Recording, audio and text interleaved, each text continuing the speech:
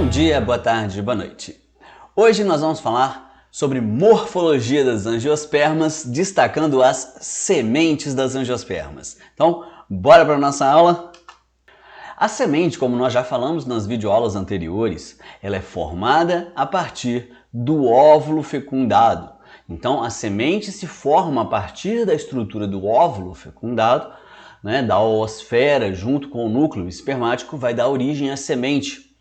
O ovário, como nós já abordamos nas videoaulas anteriores, se você está com dúvida, volta aqui no card, dá uma olhadinha, onde nós falamos sobre o fruto.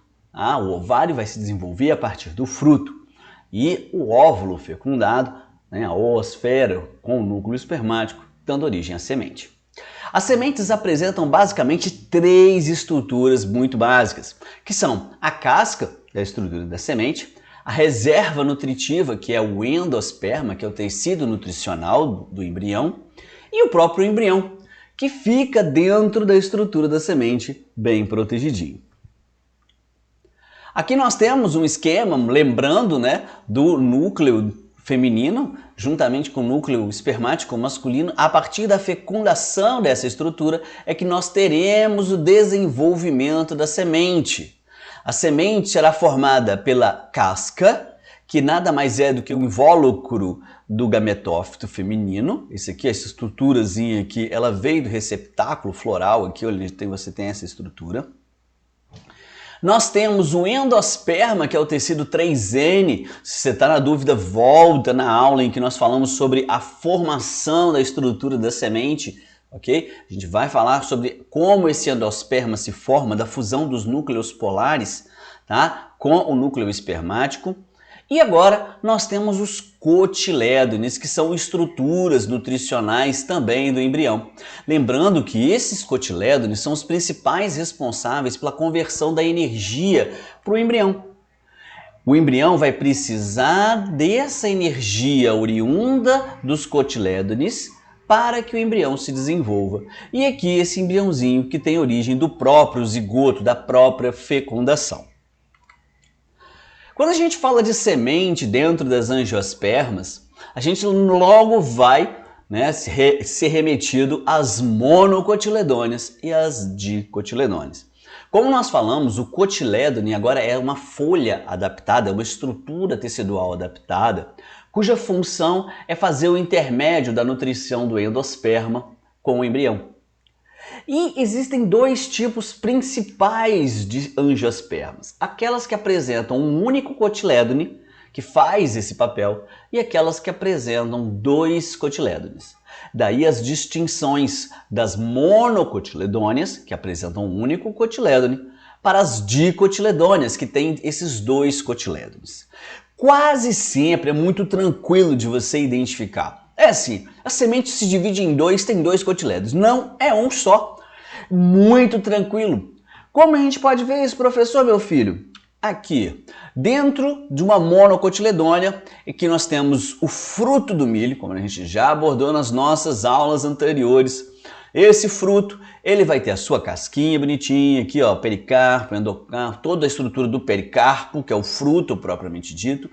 Mas no caso das monocotiledôneas, nós temos o endosperma aqui, que também pode ser chamado de albúmen, e temos um único cotilédone no milho. Esse único cotilédone é responsável por converter a nutrição do endosperma para o embrião. No caso das dicotiledôneas, nós vamos ter o quê? Dois cotilédones. Neste caso, o que você tem? Um cotilédone de um lado da semente, outro cotilédone do outro lado da semente. Juntamente, é claro que não está destacado, mas o endosperma também acaba ficando dividido. Mas qual é a principal diferença entre mono e dicotiledônea no que tange a semente? São as estruturas do cotilédone. Aquele que tem um único cotilédone é uma monocotiledônea. Aquele que tem dois cotilédones é uma dicotiledônea. Não tem muita coisa para poder nós abordarmos aqui, para poder confundir a cabeça de vocês. Vamos ser bem sucintos, bem claros, ok? A germinação. A germinação é o processo em que o embrião desperta para o crescimento. Esse processo de germinação, ele vai iniciar com o processo de absorção de água. Quando a semente absorve a água, ela inicia a quebra da dormência. O que significa isso? A semente está lá, literalmente, dormindo, uma vez que os processos metabólicos dela estão em níveis baixíssimos. Ela perde quase toda a água naquela semente e ali ela fica com o seu metabolismo literalmente basal. Quando essa semente absorve a água, ela inicia então a ativação metabólica, as enzimas começam a iniciar os processos de ativação e então o embrião começa a crescer. Após esse processo de crescimento do embrião, ele rompe a casca e passa a utilizar as reservas nutritivas que estão lá no endosperma, por intermédio, é claro, como a gente já falou anteriormente, do cotilédone. Esses nutrientes vão alimentar a planta bebê, que é a nossa plântula, e ela vai desenvolver as primeiras folhas, o primeiro caule, a primeira raiz, a radícula, o caulículo, e isso vai começar a crescer. Nesse período de crescimento, o embrião não necessitaria de mais nada a não ser da água, porque os nutrientes ele estaria absorvendo da onde? Da própria planta, do próprio cotilédone. Então você observa aqui o crescimento de uma sementinha de feijão, onde você vai ter os nutrientes que estão sendo sugados, nutridos, retirados dos cotilédones e do endosperma que estão aqui. Então esse processo que a gente colocou aqui é o processo de germinação. Nesse caso, no caso aqui que é uma dicotiledônia, o que está acontecendo? Os nutrientes vão ser absorvidos dessa estrutura, onde você tem o endosperma, onde você tem o cotilédone.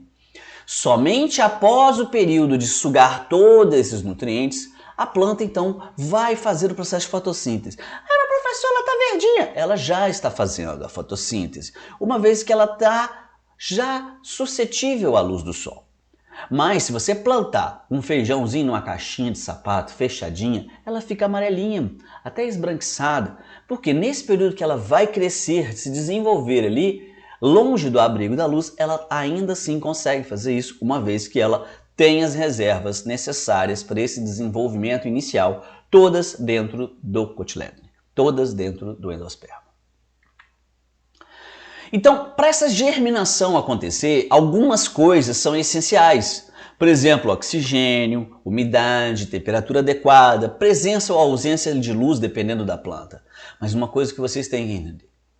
Cada espécie tem um mecanismo de quebra dessa dormência, de quebra, de início desse processo de germinação, às vezes diferenciado. Algumas espécies vão precisar passar pelo trato digestório de um animal específico, outras espécies precisam ser escarificadas, atritadas, outras espécies precisam passar no trato digestivo de uma ave, entrar em contato com o suco gástrico. Então cada uma vai ter uma quebra diferente, é claro que é um mecanismo de especialização para ajudar no mecanismo de dispersão. Mas elas têm características próprias, beleza? Quando a gente fala de semente, mas quais são então essas principais formas de dispersão das sementes? Bora lá! A dispersão das sementes é de extrema importância para a sobrevivência da espécie, pois ela diminui a probabilidade de caírem próximas às outras, evitando a competição entre elas.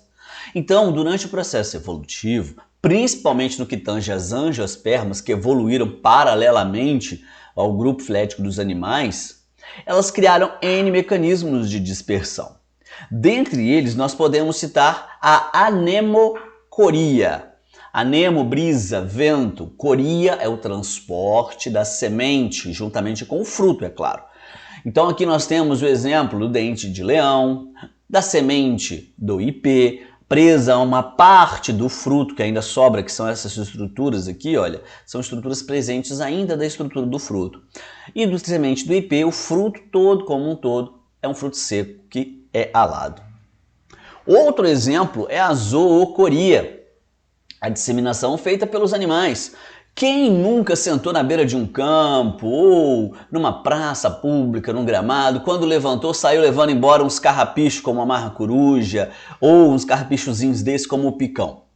Então, esse é um processo de zoocoria. Nos mamíferos fica preso no pelo, em nós, nas nossas roupas ou no nosso próprio pelo e corpo.